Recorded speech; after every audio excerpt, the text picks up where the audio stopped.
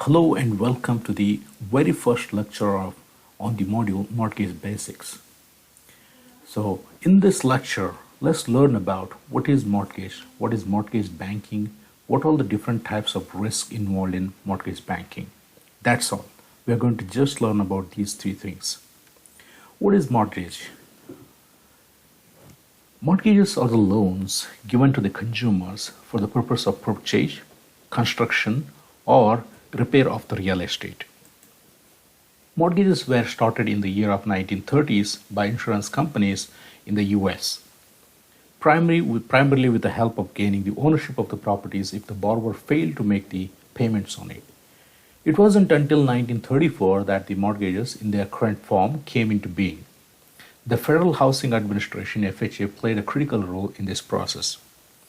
Mortgages can be broadly classified into four categories, like home, multifamily, commercial, and farm mortgages. Home mortgage is also known as 1 to 4 or single family mortgages. These are the mortgages provided for purchase or the construction of a home for occupancy of 1 to 4 families. These form the largest chunk of mortgage generated. Most of the subsequent discussion would be based on single family mortgages. So multifamily mortgages taken for the apartment complexes which house more than 4 families. And commercial mortgages, these are the mortgages that are taken for the development of the commercial property, including the shopping complexes, hospitals, and office complexes. And then the farm mortgages, these are the mortgages provided for purchase of the farmlands. What is mortgage banking? So mortgage banking generally involves loan originations, purchases, and sales through the secondary mortgage market. A mortgage bank can retain or sell loans it originates and retain, or sell the servicing on these loans. So you're going to understand what is this servicing or selling of the loans in the secondary market in the later sessions. So through mortgage banking, national banks can and do the participate in any or a combination of these activities. Banks can also participate in mortgage banking activities by purchasing rather than just originating the loans. So the mortgage banking industry is highly competitive and involves many firms, and intense competition is there. The firms engaged in the mortgage banking vary in size from very small local firms to exceptionally large nationwide operations. Commercial banks and their subsidiaries and affiliates make up a large and growing proportion of the mortgage banking industry.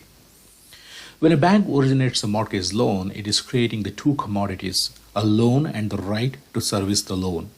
So the secondary market values and the trades each of these commodities daily. Mortgage bankers create the economic value by producing these assets at a cost that is less than their market value.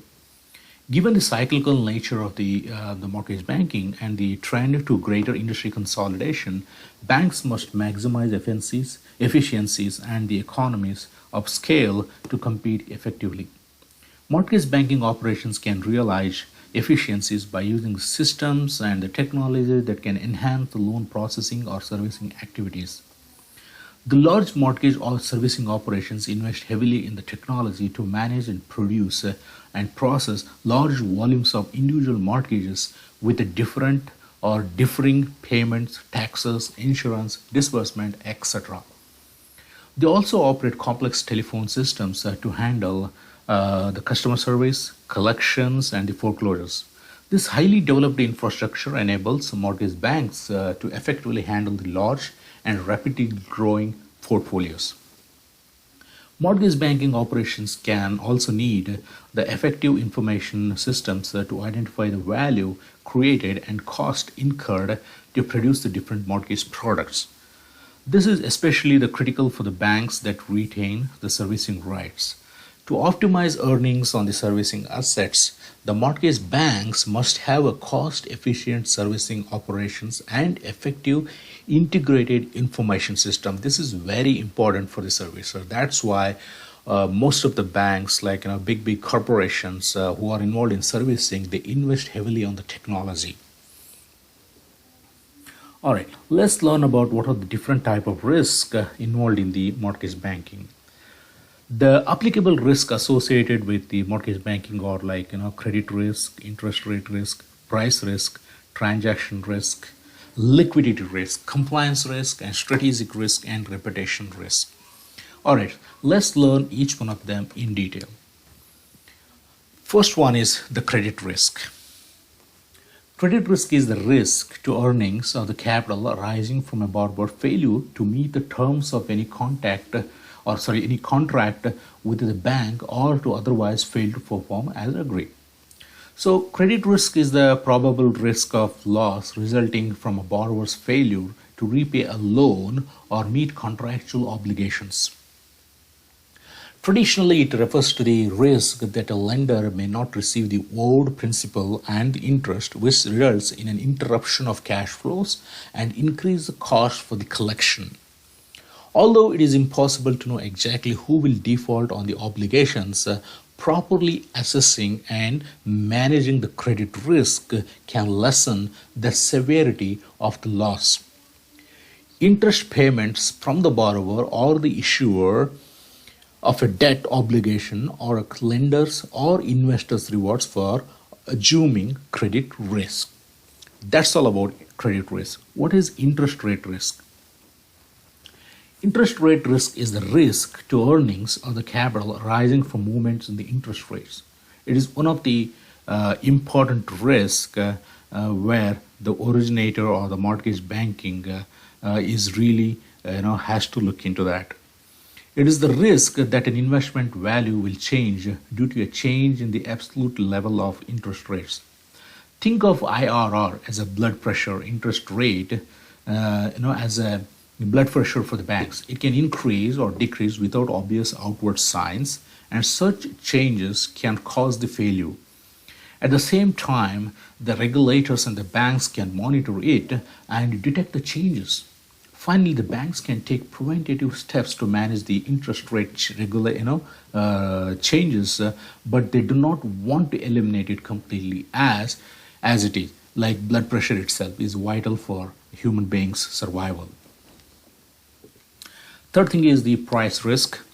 Price risk is the risk to earnings or the capital arising from the changes in the value of the portfolios of financial instruments. This risk arises from the market making, dealing, and position taking activities in the interest rate, the foreign exchange, equity, and the commodities market. What exactly is a high or a low price? Okay, so for most loans, you pay interest in return for the ability to borrow the money. With a risk-based pricing, you pay more or less interest depending on your risk or the lender's opinion of your risk.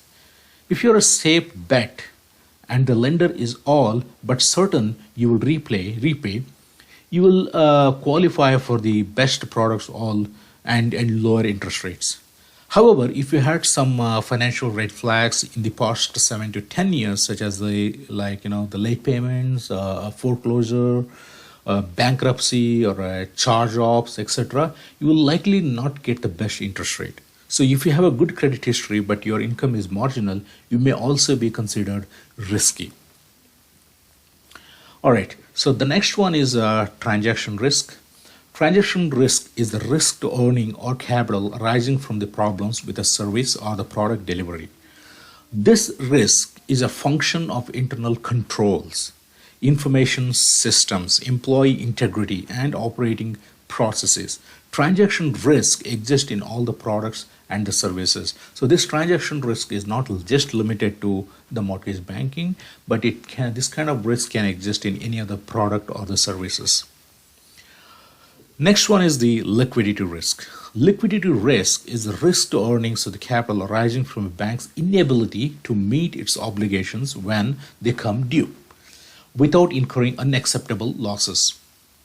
Liquidity risk includes the inability to manage the unplanned decreases or the changes in funding sources.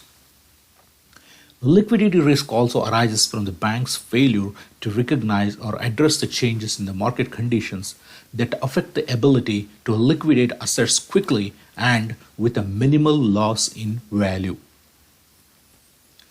What is compliance risk? Let's talk about compliance risk. Compliance risk is the risk to earnings to the capital arising from the violations of or non-conformance with the laws and rules, regulations, prescribed practices, or ethical standards. Compliance risk is also arises in situations where the laws or the rules governing retail bank products or activities of the bank's clients may be ambiguous or untested. Strategic risk is the risk. Okay, let's talk about strategic risk. It is a risk to your earnings or the capital arising from the adverse business decision or improper implementation of those decisions.